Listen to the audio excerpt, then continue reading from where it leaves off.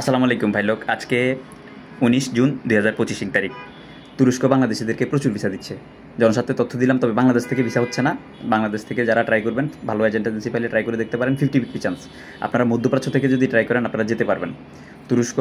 বাংলাদেশ থেকে আপনারা যারা মধ্যপ্রাচ্য হয়ে তুরস্ক যেতে চাচ্ছেন, আপনারা ভালো এজেন্সি পাইলে এই প্রক্রিয়া ট্রাই করেন। আপনারা 3 মাসের আশেপাশে আপনাদের কাজ হয়ে যাবে। আর তুরস্ক কিন্তু 80,000 থেকে 1 লাখ টাকা বেতন। তুরস্কে কিন্তু অনেকেই ওই যে ইউরোপে ঢোকার জন্য আপনার গ্রিস এবং বুলগেরিয়া, দুইটা সেনজেনভুক্ত দেশ, এগুলোতে ঢোকার জন্য অনেকে অবৈধভাবে চেষ্টা করে, ক্ষতিগ্রস্ত হয়। যেহেতু কোম্পানি আপনাদেরকে ডিরেক্ট কোম্পানি ভিসা আপনারা যেতে পারতেছেন, তাহলে আপনারা অবৈধভাবে ওইভাবে ট্রাই না করে আপনারা তুরস্কে গিয়ে যান, গিয়ে ওখানে থাকেন, কোম্পানিতে কাজ করেন। তারপরে যদি কারো মাথায় ভূত থাকে, আপনারা ওইটা সেফ জোন থেকে আপনারা ট্রাই করতে পারেন। কিন্তু তুরস্ক কিন্তু বাংলাদেশ থেকে ডিরেক্টলি ভিসা দিচ্ছে না, কিন্তু মধ্যপ্রাচ্য থেকে দিচ্ছে। তাহলে আপনারা বাংলাদেশ থেকে মধ্যপ্রাচ্যে বৈধ কাজের বিষয়ে ঢুকে সেখান থেকে আপনারা তুরস্কে টোটাল ওভারঅল বাংলাদেশ থেকে মধ্যপ্রাচ্য হয়ে তুরস্ক পর্যন্ত 3 মাসের আশেপাশে আপনাদের কাজ হয়ে যাবে। যদি ভালো এজেন্সি পান, আপনারা ট্রাই করতে পারেন। বর্তমানে আপনার মেসিডোনিয়া খুব ভালো কাজ হচ্ছে। আমার পরিচিত ভাই ব্রাদারদের কাজ হচ্ছে, আমি দেখতেছি। এবং আমি গতকাল আমার এক পরিচিত ভাই ব্রাদারের ডকুমেন্ট আছে, আরও কিছু ডকুমেন্ট আসবে। আপনার মেসিডোনিয়াতে যারা কন্ট্রাক্টে কাজ করতেছে তারা করতে পারবে। মেসিডোনিয়ার জন্য কিন্তু বাধ্যতামূলক ইন্ডিয়া যাওয়া লাগে। তো যারা ইন্ডিয়া না গিয়ে কাজ করে দিবে, তাদের যদি ভালো এজেন্সি পান, ওই ধরনের এজেন্সি পাইলে জমা দেন। তারা 2 পয়সা বেশি নিলে আপনার কাজটা অন টাইম হয়ে যাবে। আর সার্বিয়া বর্তমানে কিছু কোম্পানি আছে, খুব দ্রুততম সময়ে পারমিট এসে অনলাইন হয়ে দ্রুততম সময়ে আপনার অ্যাপ্রুভাল হয়ে যাচ্ছে। এগুলো আপনার এখানেও কিন্তু কিছু প্রতারণার ফাঁদ আছে। আপনারা জেনে বুঝে ভালো এজেন্সি পাইলে ট্রাই করতে পারেন সার্বিয়া। তারপরে আপনার মলদোভা, কিছু এজেন্সি এখন কাজ করতে পারতেছে। মলদোভা আপনারা ভালো এজেন্সি পেলে ট্রাই করতে পারেন। সার্বিয়া, মেসিডোনিয়া, মলদোভা এগুলো বাংলাদেশ থেকে ট্রাই করতে পারেন। আর বাংলাদেশ থেকে আপনারা গ্রিস, সাইপ্রাস ট্রাই করতে পারেন বর্তমানে বাংলাদেশ থেকে ভালো এজেন্সি পেলে।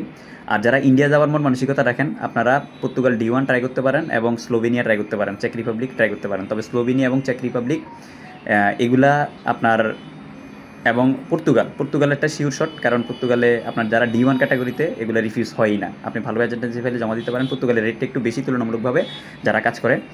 আর আপনার রেগুলার প্রাইস হচ্ছে আপনার স্লোভেনিয়া এবং নর্থ মেসিডোনিয়া এগুলো রেগুলার প্রাইসে হচ্ছে। বুলগেরিয়া বাংলাদেশিদের জন্য কাজ হচ্ছে, যদি আপনার লং টাইম ভিসা হয়, ডি ক্যাটাগরির ভিসার পারমিট হয়, তাহলে ইন্ডিয়া যেতে হবে। আপনারা ভালো এজেন্সি পেলে জমা দিতে পারেন। বুলগেরিয়ার ক্ষেত্রে অ্যাপয়েন্টমেন্ট জটিলতা আছে, তবু আপনারা ট্রাই করতে পারেন, সফল হবেন। তো এই ছিল এখনকার মতো। আপনারা এই সময় যদি এই ফাইলগুলো নিয়ে যদি যে কোনো এজেন্সিতে যারা কাজ করে দেওয়ার সক্ষমতা আছে জমা দিতে পারেন, আপনারা সফল হবেন এবং আপনারা সাকসেস হবেন। 2025 সালের মধ্যে আপনারা যেতে পারবেন।